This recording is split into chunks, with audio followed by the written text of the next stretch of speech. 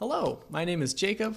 I'm doing a quick video series on how to map sidewalks in OpenStreetMap using the ID editor. I've already done a few videos now on how to draw in new sidewalks, what it looks like to map an unmarked crossing, and then how to map and tag curb nodes to specify what kind of curbs are at the boundary between sidewalks and roads. So in this video, I'm going to jump right into talking in more depth about different types of crossings.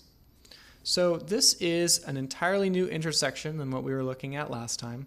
And this one I thought was interesting because it has these marked crossings very clearly visible here on the road. And I'd like to sort of talk a little bit about how I would map these. So before I got started here, there were no sidewalks mapped around this intersection. Before hitting record, I put in these little sidewalk segments to get us started. And so let's take a closer look. So what I like to do is when it's available, I really like to look at street side imagery or street level imagery. And I think we're going to be in luck here. If I go over to the map data panel, hitting U if you prefer over here, and then clicking on being street side, and I'll close that out, we can see that we have the street level overlays available to us. And these are photos that were taken from a car that drove through here. So I'm going to click on one of these, and it opened this little mini map or panel of sorts down here. I can click and drag that to make it larger. And this is really useful. All of a sudden I get to look, and I can zoom out here. I can look in more detail at what's going on at this intersection. And it can give me a lot more information than just looking at an aerial image. So yeah, I'm going to click on that again, and it gives me this little viewer, shows me what direction my camera's pointed.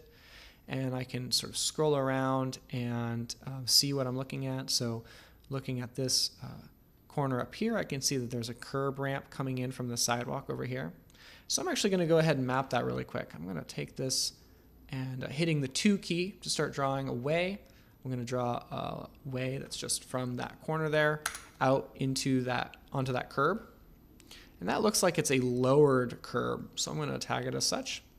And I almost forgot to tag that line as a sidewalk as well.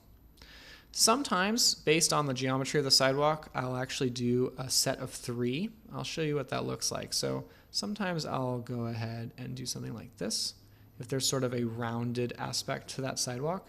And that gives it a little bit more, it makes it a little bit more realistic without getting too particular about the curvature or the specific sidewalk geometry.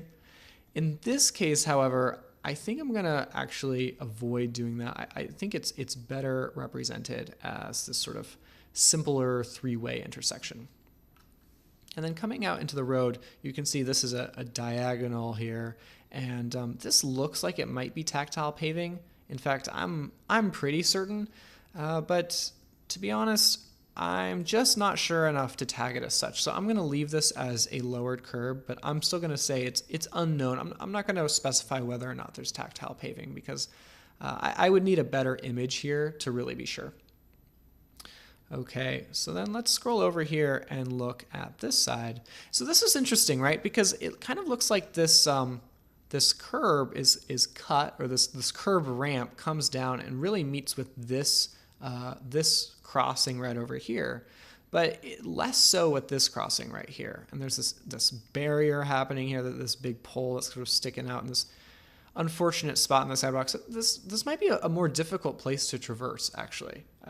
So I kind of want to capture that data here in OpenStreetMap and sort of show the person who's navigating this data, the person who's analyzing this data, what the real situation is here. So I'm going to actually go over here and see if I can get a better view. I'll zoom out here. Oh, that's a much better view. So take a look at that. So this is a bit of an interesting, maybe more ambiguous situation, right? One could make the argument that this curb ramp is coming right down into this crossing, but isn't really meant to serve this crossing over here, right? So there's kind of 2 ways to map this. I'm going to show you how I would map it both ways first. So just simplifying this really quick, I'm going to go like this. And let's just put in another way here, sort of represents the geometry of that curb ramp. That's going to be a sidewalk stub. This is a lowered curb with tactile paving. Actually, this might be an opportunity, while I'm thinking of it, to turn around and get a better visual of that tactile paving on the other side. And yes, that is tactile paving. So I can go ahead, select that node, and say, yes, there's tactile paving there. Excellent, excellent. Okay, so we have the two locations of the tactile paving here, and we'll be able to draw a line between them. We'll tag that as a crossing momentarily. But I want to show you the other option here, right? So sometimes this curb ramp right here, looking at the other side, is really, sometimes it's really facing like unambiguously in this direction. It's like that ramp is really only for crossing in one direction. So in that case, what I would do is I would split this way by hitting X while selecting the way and the point that I want to split it at. And then I'm going to right click at that point and hit continue to split it. And this is just a draft showing you what I mean, but I'm going to clean it up just a little bit here to make it more understandable. Okay, so in some cases, it's more appropriate for us to show, of course, that these sidewalks intersect, right? In fact, I'll connect those to make that clearer.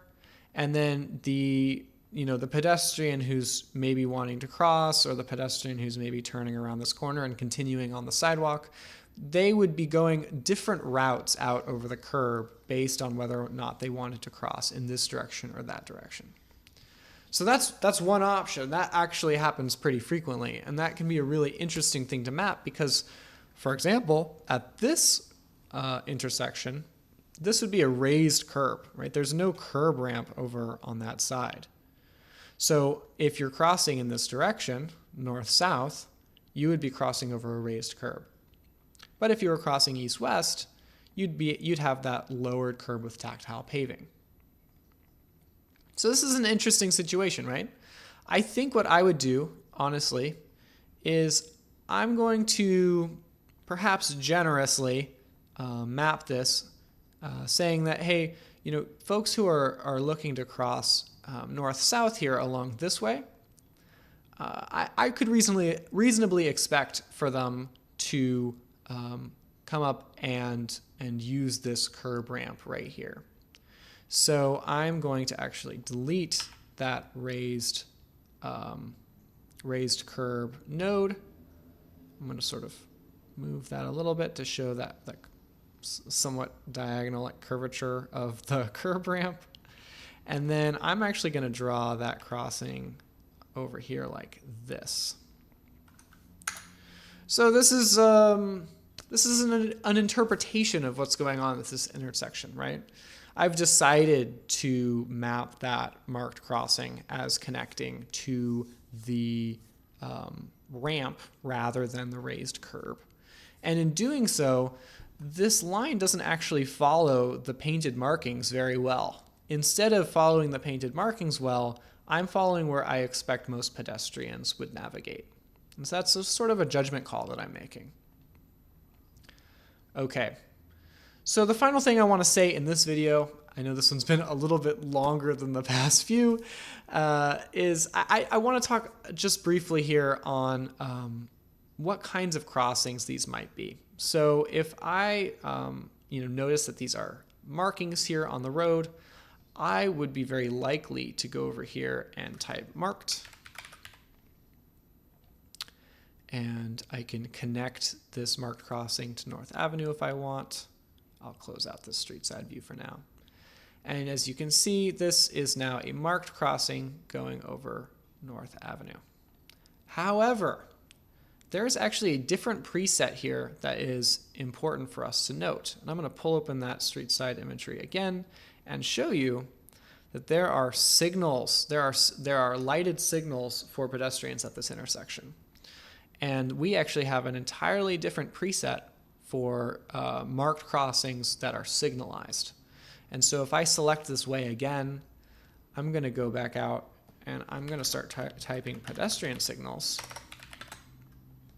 And sure enough, this crossing with pedestrian signals is the preset that we should go with. And so to finish this video up, I'm going to draw lines here, here, and there's already one here. I'm going to shift and click to select the rest of these, and I'm going to say that they are crossings with pedestrian signals. This node between this crossing and this road was previously tagged as a marked crossing because of that shortcut that we used. So I'm going to go back here and I'm going to tag this additionally as being a crossing with pedestrian signals. Finally, I'm going to select each of these ways individually, and I'm going to have ID connect them to the roads using a crossing.